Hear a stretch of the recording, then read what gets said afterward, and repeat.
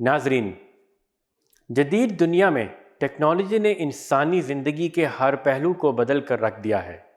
اس کے بغیر زندگی کا تصور ممکن نہیں رہا۔ اسلامی معاشروں میں بھی ٹیکنالوجی کا استعمال روز بروز بڑھ رہا ہے، لیکن یہ ضروری ہے کہ اس ترقی کے ساتھ ہم اپنی اخلاقی اور دینی ذمہ داریوں کو بھی سمجھیں اور ان کا خیال رکھیں۔ اسلام نے علم، تحقیق اور جدت کو ہمیشہ اہمیت دی ہے۔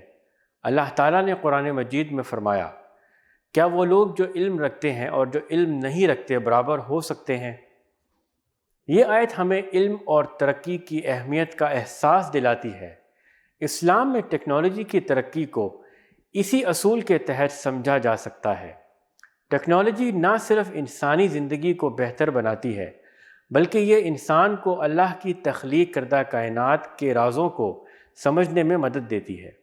تاہم ٹیکنالوجی کی ترقی کے ساتھ اس کا صحیح اور ذمہ دارانہ استعمال ضروری ہے۔ اسلام ہمیں اعتدال اور توازن سکھاتا ہے۔ ٹیکنالوجی کے استعمال میں بھی یہ اصول لاگو ہوتا ہے۔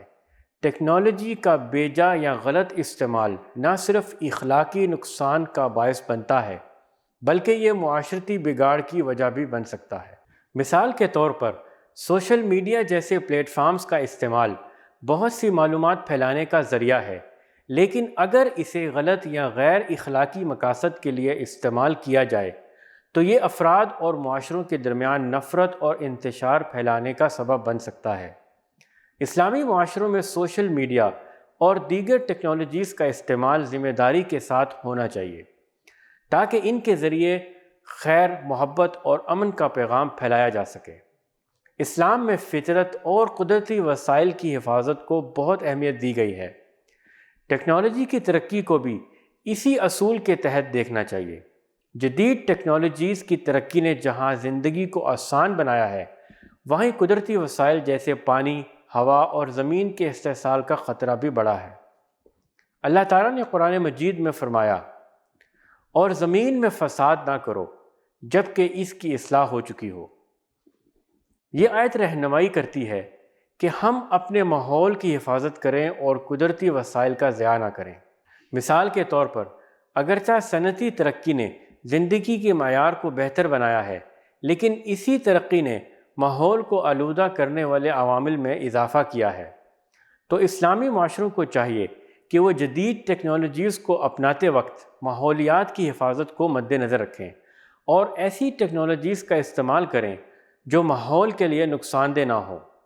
اسلامی معاشروں میں ٹیکنالوجی کا سب سے اہم استعمال تعلیم کے میدان میں ہے۔ جدید تعلیم کے بغیر ترقی ممکن نہیں، اور ٹیکنالوجی نے تعلیم کو آسان اور مؤثر بنایا ہے۔ آن لائن تعلیم، ڈیجیٹل کتب اور جدید تعلیمی وسائل کے ذریعے اسلامی معاشروں میں علم کا فروغ تیز تر ہو سکتا ہے۔ مثال کے طور پر آج کے دور میں ڈیجیٹل کلاس رومز، ای لائبریریز اور آن لائن کورسز نے علم کے حصول کو آسان اور عالمی سطح پر دستیاب کر دیا ہے۔ اسلامی معاشروں میں ان وسائل کا درست اور مؤثر استعمال تعلیم کو بہتر بنانے اور معاشرتی ترقی کی بنیاد رکھنے کے لیے ضروری ہے۔ اسلامی معاشروں میں ٹیکنالوجی کی ترقی کے ساتھ ساتھ اسلامی اقدار اور روایات کا تحفظ بھی نہایت ضروری ہے۔ ٹیکنالوجی کے ذریعے جہاں ہمیں جدید علوم اور تحقیقات حاصل ہوتی ہیں، وہیں ہمیں اس بات کا خیال رکھنا چاہیے کہ ہم اپنی دینی اور اخلاقی روایات کو نہ بھولیں۔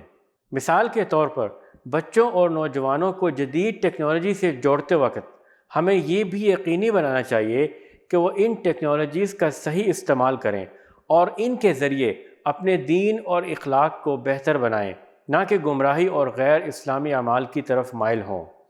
ناظرین، اسلام میں ٹیکنالوجی کی ترقی اور علم کا حصول ہمیشہ سے پسندیدہ رہا ہے، لیکن اس کے ساتھ ساتھ اس کا صحیح اور ذمہ دارانہ استعمال بھی لازمی ہے۔ اسلامی معاشروں کو چاہیے کہ وہ ٹیکنالوجی کو اپنی اقدار اور اصولوں کے مطابق اپنائیں اور اس کا استعمال ایسے مقاصد کے لیے کریں جو انسانیت، ماحولیات اور اخلاقیات کی بہتری میں معاون ثابت ہوں۔